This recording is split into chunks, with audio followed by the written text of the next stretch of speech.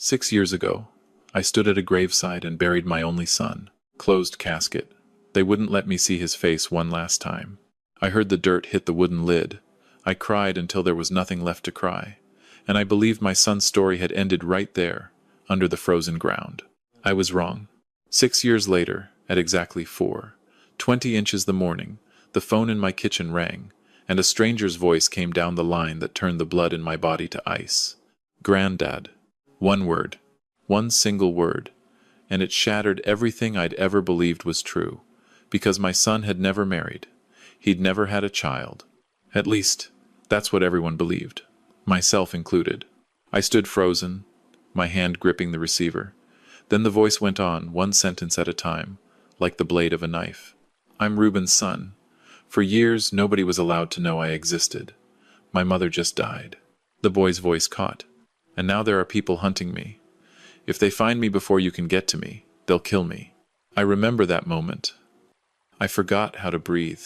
Because whoever was on the other end of that line didn't just know my son's name. He knew things no con artist on this earth could have known. Secrets that should have been buried forever under that grave 6 years ago. And in that instant, a cold thought ran straight down my spine. Maybe my son had never told me the whole truth. Maybe the man lying under that frozen ground had carried a secret so big that 6 years later, someone was still willing to kill to bury it one more time. Let me back up. My name is Lowell Hartigan. I'm 70 years old and I live alone on a hillside street above the lake in Duluth, Minnesota, in a narrow wooden house that creaks all winter like an old ship. I was a high school history teacher for most of my life, then the principal of that same school until they made me retire. I have bad knees, a hearing aid in my left ear, and a furnace that I argue with. I am not a brave man. I want that on the record from the start. Whatever you think this story is going to be about, it is not about a tough man. At 70, I don't sleep the way I used to. My body wakes me around 3 and won't give the night back. So that February morning I was already up, sitting at the kitchen table with a mug of decaf going cold in my hands, watching the snow stack up against the window glass. Lake Superior was throwing wind at the house. The kind of wind that finds every gap in the siding and makes the whole place moan low, like it's grieving something. Then the phone rang. Not my cell. The old landline on the kitchen wall, the one almost nobody has the number to anymore. The screen showed a string of digits with an area code I didn't recognize. I let it ring 3 times. I still don't know why. Maybe some animal part of me was bracing for a blow it could already feel coming. I picked it up and said hello, and there was a long silence, and underneath the silence I could hear wind, open country wind. Then the voice, Granddad, I need you to listen to me, and I know how this is going to sound. I didn't say anything. I just stood there in my cold kitchen holding the phone, watching the snow come down in the porch light. Here is the thing you have to understand. My son, Wesley, no, I'll give him the name he had in my life. My son Reuben died on an icy county road outside Brainerd 6 years ago. They told me his pickup slid into a ravine in the dark. Closed casket. He'd never married. He'd never, that anyone on this earth knew, had a child. Who is this? I finally said. My voice came out like gravel. My name's Eli. I'm Reuben's son. You don't know me. Nobody was supposed to know me. But my mom's gone now and you're the only family I've got left, and there are people looking for me, and if they find me, they're going to kill me. I sat down. I hadn't realized I'd been standing. And then this boy, this voice, started telling me things he could not possibly have known. He told me I lived on a hill above the water. He told me my wife's name was Eleanor, and that she'd died of a stroke in the autumn 9 years back. He told me my son drove a dark green Ford and had a thin scar through his right eyebrow from falling out of a hayloft when he was a boy. He told me he had Reuben's watch. He told me he had letters my son had written that I'd never seen. I could not get any air into my chest. If you have ever had the ground you stand on simply dissolve, in the space of a few sentences, then you know the exact feeling I'm describing, and if you haven't, I hope to God you never do. Everything I thought was settled and buried came unsettled and unburied in under a minute, standing at my own kitchen wall in my socks. I had spent 6 years building a quiet little life around a grave, and now a voice was telling me the grave had a secret in it. I want to stop here and be honest with you, the way I promised I would. Every reasonable part of my mind was telling me this was a scam. You hear about it constantly. People hunting lonely old men, learning a few details, calling in the dark to pry money loose. I knew all that. I'd read the warnings the bank sends. And still, there was something in how this boy said the word Granddad. It didn't sound greedy. It sounded like someone who had been holding that word in his mouth his whole life and was finally, terrifyingly, letting it out. "Where are you?" I said. "A payphone. I think it might be the last one in the state. I walked most of the night to reach it. I can't go back where I was. Please." He gave me a crossroads almost an hour north, up near where the country empties out toward Canada. I told him not to move, and not to talk to anyone. I told him I drove an old gray sedan, and I'd come as fast as the roads allowed. Then I hung up, and I sat for 30 seconds staring at that phone like it might speak again on its own. And then I got dressed. I want you to picture me, because it matters to what comes next. A 70-year-old man with a trick knee, pulling on long underwear and 2 pairs of socks in the dark. The only weapon in my house was my father's old shotgun, which I had not fired since the Reagan administration. I put it in the trunk anyway. I couldn't have told you why. It just felt like a thing a man ought to do when he's about to drive into something he doesn't understand. The plows hadn't come through. There were stretches where the snow was up over my hubcaps, and I drove by faith and memory, the headlights catching nothing but white coming sideways at the glass. And I had too much time to think. I thought about the last time I saw Reuben alive. It was Christmas, the winter before he died. He came up from wherever he'd been working that year, and he was quiet. Quieter than I'd ever seen him. We sat at this same kitchen table after the dishes were done, and we talked about the Vikings, and then we talked about nothing, and then he went still and said, "Dad, if anything ever happens to me, I want you to know I love you, and I want you to know I tried." I asked him what he meant by that. He didn't answer. He just turned his coffee mug around and around on the table and looked at the steam coming off it. I should have pushed him. I should have taken him by the shoulders. I didn't. I told myself he was a grown man with his own life and his own troubles, and that whatever it wasn't mine to pry into. 4 months later, 2 state troopers stood on my porch with their hats in their hands. And I believed every word of the accident they described to me, because believing it hurt less than the only other thing it could have been. I reached the crossroads a little after 5. The sky was just going the color of a healing bruise, that sick yellow-purple at the edges. There was a dark gas station on one corner, and across from it a little wooden bus shelter with a payphone bolted to its side. And there was a boy sitting under it. I have to be careful how I tell you what happened in my chest when I saw him. He looked maybe 16. He was wearing a thin canvas jacket that had no business being out in that cold, and boots a couple sizes too large, and his hair was the exact shade Reuben's had been at that age. Dark blonde, that I knew would go gold if summer ever came back to the world. He stood up when my headlights swung across him. And then he turned his face toward me, and I had to grab the steering wheel with both hands to keep them from shaking. He had Eleanor's eyes. My wife's eyes. Pale gray, set deep, tilted up just slightly at the outer corners. I had courted a girl with those eyes, and married her, and buried her, and I had not seen them looking back at me in 9 long years. And now here they were, looking at me through a frozen windshield in the middle of nowhere, on the worst road in Minnesota. I rolled the window down. I couldn't speak. He said it again, quiet. "Granddad." "Get in the car, son," I said. "Get in this car right now." He climbed in and the smell came with him. Wood smoke and old sweat and something underneath it I couldn't place for a second and then could. Fear. The flat animal reek of a person who's been running so long their body has forgotten how to do anything else. I cranked the heat all the way, and he held his hands over the vents. And they were raw and cracked, and one of them had a filthy bandage wound around 2 fingers, dark with blood that had dried days ago. "What happened to your hand?" I said. "Later," he whispered. "Please, can we just drive?" So I drove. I pointed the car south toward home and I drove, and for 10 minutes neither of us said a word. He sat with his eyes shut and his hands over the heat, and I kept stealing looks at him because I could not stop. Every glance gave me something else. Reuben's jaw. Eleanor's eyes. A small crook at the bridge of his nose that had been on my son's face since the hospital nursery. This was my grandson.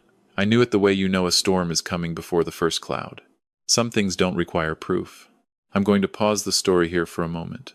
because I think some of you watching right now know exactly what it is to be handed a second chance you never asked for and never thought you deserved. Maybe it came to you as a phone call, maybe a letter, maybe a knock. And maybe, like me, your first feeling wasn't joy. It was terror. Because the moment you let yourself love something again is the moment you've handed the world a fresh way to hurt you. I felt that fear in the car that morning, sharp as a blade. And I want to tell you what I did with it, because it's the whole point of everything that came after. I asked him his last name. Brandt, he said. My mom was Caitlin Brandt. The name meant nothing to me. But I asked him if his mother had known my son, and he opened those gray eyes and looked straight at me and said, she loved him. She said he was the only good thing that ever happened to her. She said he never even knew about me.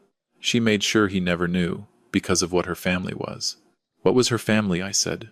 He was quiet a long time. The wipers beat back and forth. Then he said, Granddad, I need you to believe me, and I know that's a lot to ask from a man I met 10 minutes ago.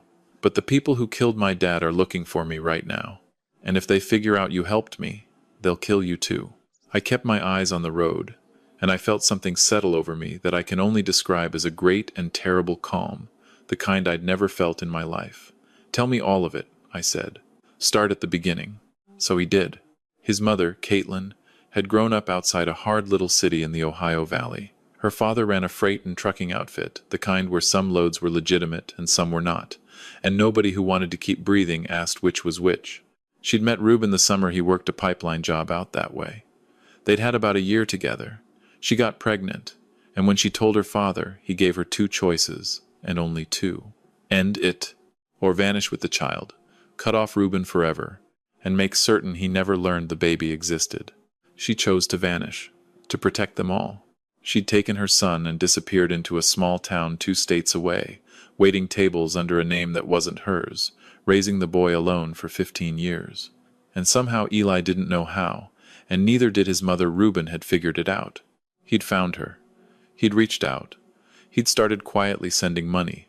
He'd told her he wanted to meet his son at last. That was the spring my son died. My mom always said it wasn't an accident. Eli was looking out the window at the trees going by. She said her father had people everywhere. She said after Reuben died, her own father told her it was a message, and that if she ever breathed a word, the same thing would happen to me. So she made me promise. She made me swear I'd never come looking for you. What changed? I said, though I think I already knew. She died 3 weeks ago. His voice didn't break. It went flat, which was worse. Cancer. Fast. She'd known for months, and didn't tell me till the end. And the last thing she could say to me, before she couldn't talk anymore, was that I had to find you, that you were all I had left, that she was sorry she ever made me afraid. I had to pull over. I swung into the empty lot of a closed-up diner and put the car in park and pressed my forehead to the top of the steering wheel.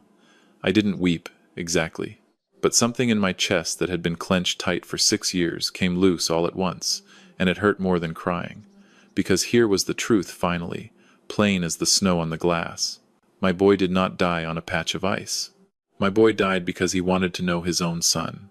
He died reaching for the very thing now sitting in my passenger seat. If you have ever discovered, long after the fact, that a private grief you'd made your peace with was actually a wound somebody chose to give you, then you know there is no language for that particular kind of cold. I had mourned the wrong story for 6 years. I had forgiven a stretch of black ice that never existed. When I lifted my head, Eli was watching me with a careful, frightened look. Granddad, I shouldn't have come. I shouldn't have brought this to your door. Where else were you going to go? I said. He didn't answer that. And I made him a promise right there in the diner parking lot, the heater rattling, the sky going gray. We're going home, I said. We'll figure out the next part together. You're not running anymore. I'd love to tell you the days after that were gentle. That we sat by the fire and traded stories and grew into each other slowly, the way new family is supposed to. That's not what happened. What happened is I took him home and fed him, and he ate like a boy who'd forgotten food, was a thing that came regularly: 4 eggs, half a loaf of toast, a whole package of bacon, barely a word the whole time. Then I put him in Reuben's old room, which I'd never changed, with the dusty track ribbons still pinned to the corkboard. He slept 14 hours straight. And while he slept, I sat at my kitchen table and I thought. I thought about the man Eli had named Marcus Brandt, the patriarch of that trucking outfit, A name I'd now started quietly turning over. I thought about my son, alone in a ravine in the dark. I thought about my grandson asleep down the hall with a bloody bandage on his hand, and the smell of 2 weeks' fear still in his clothes. And I want to tell you something I've come to believe in the years since. There's a thing that happens to a man who has lost enough. The fear of losing more at some point simply burns out. You've already paid so much that the price of paying a little more stops frightening you. I'd lost Eleanor. I'd lost Reuben. I'd spent 6 years certain I had nothing left the world could take. And then the world set a 16-year-old boy on my doorstep and said, here's one more thing you could lose, try to keep it. So I made a phone call. I had a former student, a girl I'd taught in a U.S. history class more than 30 years back, sharp as a tack even then, who was now a federal prosecutor up in the northern part of the state. I'd written her a recommendation for law school a lifetime ago. I'd shaken her hand at her swearing in. I hadn't spoken to her in years. Her name was Diane Okafor, and she answered on the third ring and said, "Mr. Hartigan?" Because they never could get used to calling me anything else, my old students. 40 years on, I was still Mr. Hartigan. "Diane," I said, "I need a favor, and I need you to let me get all the way through it before you say a word." And I told her. All of it. Reuben, the boy, the Brandt family. A 16-year-old in my spare room who was both a witness to and a target of something I couldn't yet prove. When I finished, she was silent for a long while. Then she said, "Don't move him. Don't tell a soul he's there. Lock every door. I'm bringing 2 people I trust, and we'll be there tomorrow afternoon." And then quieter, "Mr. Hartigan, I'm sorry about your son. None of us knew." That, I said, was the whole point. Now I want to slow all the way down, because what came next is the part I've turned over in my mind more than any other, the longest night of my life. After Eli woke, I made a pot of stew, and we sat at the table, and I asked him about himself. Not about the danger, about him. And he told me. He told me his mother had taught him to read before he was 4. He told me about a mutt named Banjo he'd buried the winter before. He told me about a girl in his math class he'd never worked up the nerve to talk to. He told me he was good with numbers and wanted to build bridges someday, that he'd dreamed of a particular engineering school before all of this fell on him. "You can still go," I said. He looked at me like I'd spoken in a language he didn't know. "I mean it." I set my spoon down. "Whatever we do about the rest of this, you are still going to college. You are still going to build your bridges. Your grandmother left money I never knew what to do with. I think now I was saving it for you. I just didn't know you existed yet." He didn't say anything for a while. He looked down into his stew.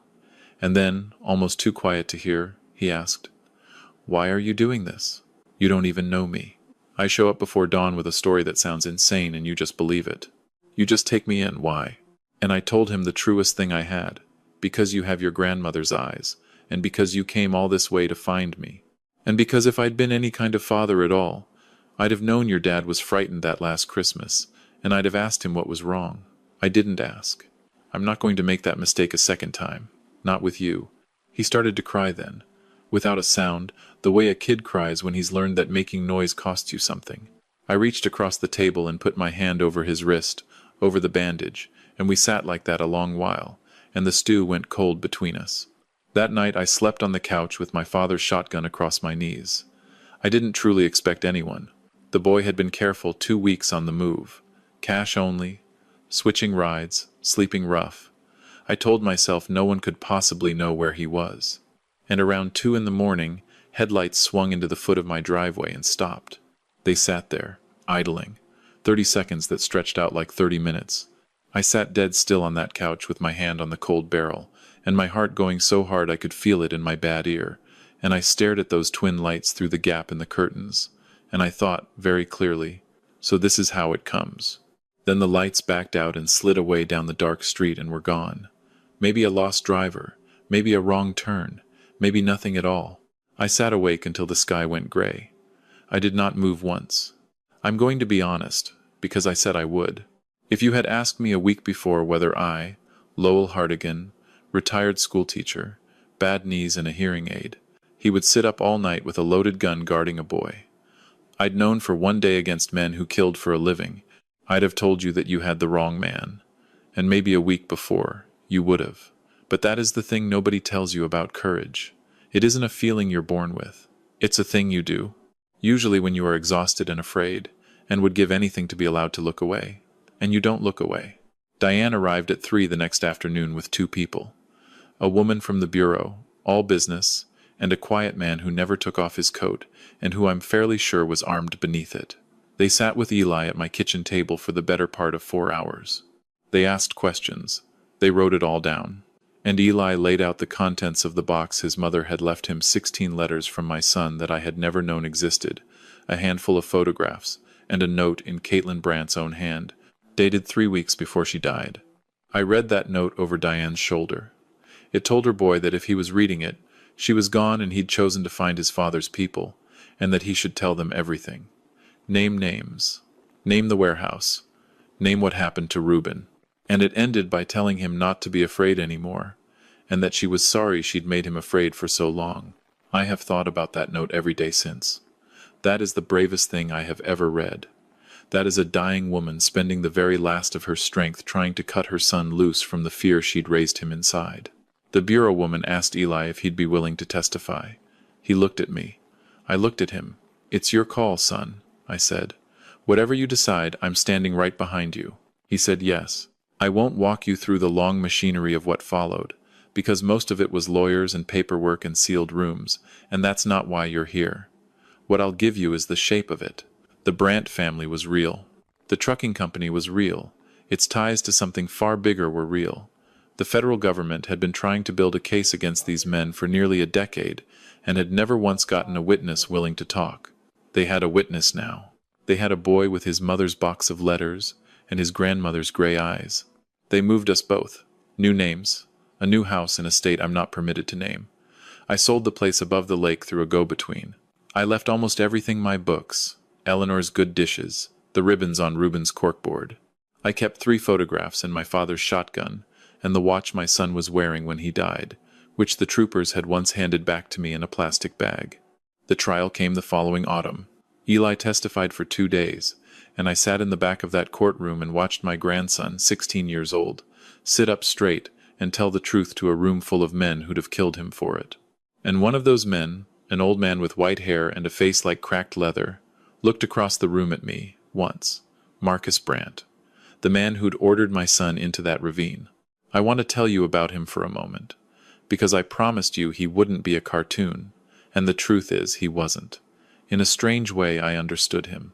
Here was a man who'd clawed his way up out of nothing, in a world that ate the soft alive, and who had come to believe, all the way down to the bone, that blood belongs to blood, that family is something you own and hold by force, because the second you let go, the world takes everything. He thought he was protecting his people.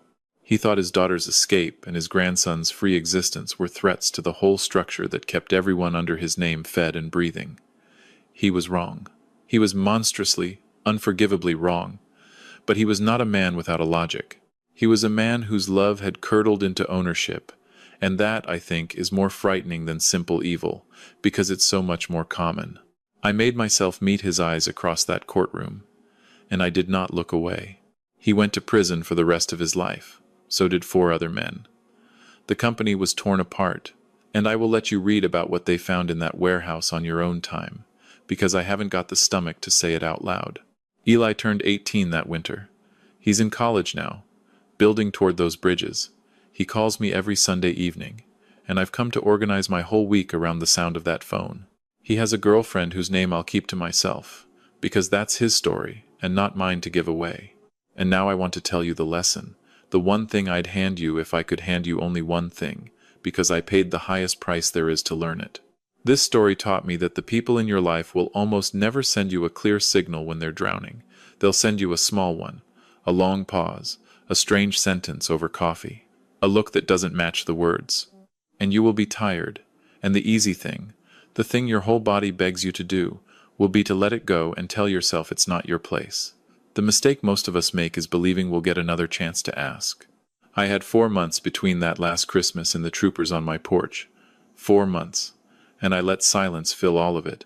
A man named Marcus Brandt filled that same silence with a death warrant. That is the arithmetic of it. My son did not die because of ice. He died because nobody who loved him pushed hard enough to make him say what was wrong. And I was the one who loved him most. So here is the one thing I want you to actually do, not someday but tonight. Think of the person in your life whose silence has been bothering you, the one whose last text sat a little wrong, whose voice was off the last time you talked, and ask them the second question. Not how are you, which lets them lie. The one after it. No, how are you really? Drive the long road. Open the door even when it scares you, especially then. The cost of asking is almost always smaller than the cost of finding out, 6 years too late, what you could have stopped. And here's the question I'd ask you to sit with after you close this video. Whose small signal are you currently choosing not to see, because seeing it would cost you something? Now before I let you go, I want to hear from you, because I read every single comment that comes in, and I mean that with my whole heart. Tell me, comment number 1, if you think I was right to believe that boy, and drive out into the snow on nothing but a stranger's word. Comment number 2 if you think I was a fool who got lucky and should never have opened that door. Or comment number 3 if you honestly don't know what you'd have done at 4:20 in the morning with a dead man's voice on the line. There's no wrong answer. I've gone back and forth on it myself, more nights than I can count. And tell me where in the world you're listening from tonight, and whether it's warm where you are or cold like it was that February, because it never stops amazing me how far these stories travel. And if you've ever gotten a call, or a letter, or a knock that split your life clean in two, I'd like to hear about it. Tell me below. If this story moves something in you, do an old man a kindness and subscribe, so the next one I tell finds its way to you. I'm just a retired teacher on a porch in a town I'm not allowed to name, passing along the few things I learned the hard way. Pick up the phone, open the door. Go and get them, whoever they are, wherever they are. Don't tell yourself it can wait. It never could. This is a fictional story inspired by real emotional experiences, fully rewritten and reimagined in Duluth to create original content. Any resemblance to real people or events is coincidental.